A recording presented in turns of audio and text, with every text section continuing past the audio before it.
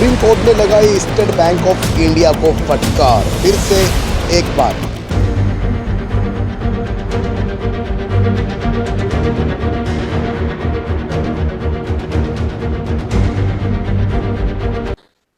The miscellaneous application filed by SBI seeking an extension of time for the disclosure of details of the purchase and redemption of electoral bonds until 30 June 2024 is dismissed.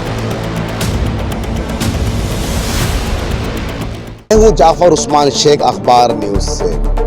Supreme court ने 26 दिन पहले एक आदेश पारित किया था कि electoral bond को जो है पारदर्शित यानी सबके सामने ले आए एसबीआई को वक्त दिया गया था 6 मार्च तक का। वो जो है इलेक्शन कमीशन को अपनी रिपोर्ट सौंपे, यानी जितने लोगों ने इलेक्टोरल बॉन्ड जो पार्टी को दिए, राजनीतिक पार्टी पे, वो सारे के सारे उजागर कर दे। और 13 मार्च को आदेश दिया था कि इलेक्शन कमीशन जो अपनी वेबसाइट के ऊपर उसको पब्लिश कर दे।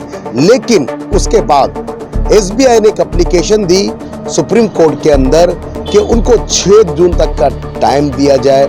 उसके बाद एडीआर ने भी उसके ऊपर एप्लीकेशन दी कि ये कोर्ट की अवमानना है। इस वजह से आज जो है उस पर बहस हुई।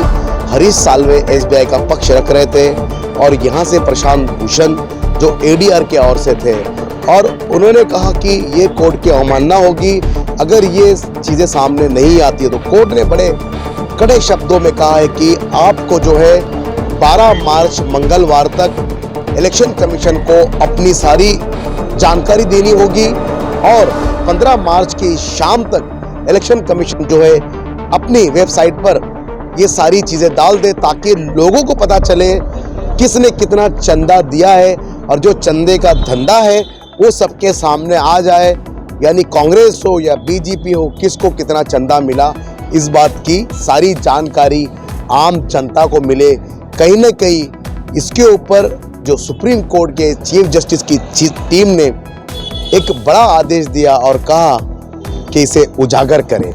तो मैं हूँ जाफर उस्मान शेख, अखबार न्यूज से। आज सुप्रीम कोर्ट ने इलेक्टोरल बॉन्ड्स के मामले में इलेक्शन कमीशन की स्टेट बैंक की अर्जी कि हमको टाइम एक्सटेंड किया जाए 30 जून तक इलेक्टोरल बॉन्ड्स के डिटेल्स देने के बारे में, उसको रद्द कर दिया है और बोला है कि ये बिल्कुल साफ है कि स्टेट बैंक के पास जो इन्फॉर्मेशन कोर्ट ने मांगी थी उनके पास है कि किसने बॉन्ड्स परचेज करे उसके डिटेल्स और किसने बॉन्ड्स वो एनकैश करे उसके डिटेल्स, ये सब स्टेट बैंक के पास है और वो कल शाम तक ये सारी डिटेल्स इलेक्शन कमीशन को दे दें।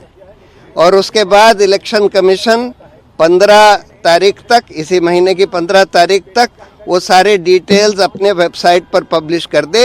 और पहले भी जो इन्फॉर्मेशन 2019 से पहले के बॉन्ड्स के बारे में जो पॉलिटिकल पार्टीज को देनी थी इलेक्शन कमीशन को, जो उनके पास आ चुकी है, वो सब भी इलेक्शन कमीशन 15 तारीख तक पब्लिश कर दे।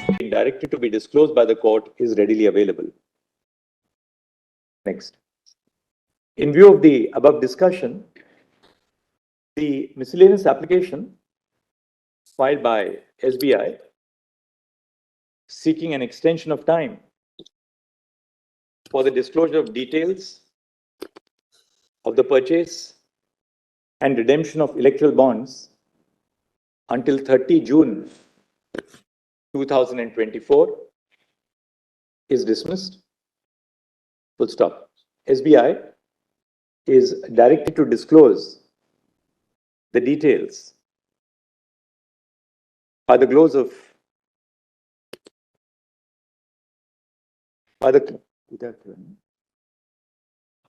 the business hours 12 March 2024. Full stop. As regards the ECI, we direct that ECI shall compile the information and publish the details in its official website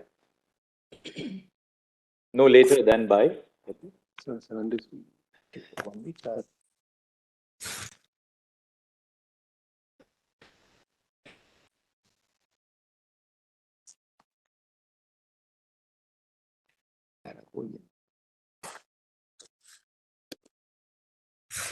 By 15 March, by 5 p.m. on 15 March 2024.